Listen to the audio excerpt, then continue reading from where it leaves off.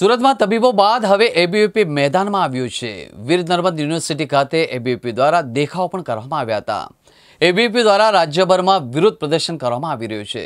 આરોપીઓને કડકમાં કડક સજા કરવાની માંગ પણ કરવામાં આવી રહી છે।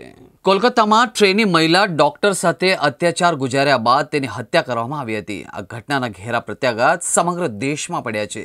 છેલ્લા 5 દિવસથી તબીબો આંદોલન ચલાવી રહ્યા છે। ત્યારે આ આંદોલનમાં આજે એબીવીપીએ પણ ઝંપલાવ્યું છે।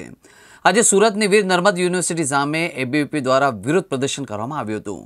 પૂતળા દહન કરાય તે અગાઉ પોલીસે પેટ્રોલ સહિતની વસ્તુઓ કબજે કરી હતી। એબીવીપી દ્વારા રાજ્યભરમાં વિરોધ પ્રદર્શન કરવામાં આવી રહ્યું છે। આરોપીઓને કડકમાં કડક સજા કરવાની માંગ પણ કરવામાં આવી છે।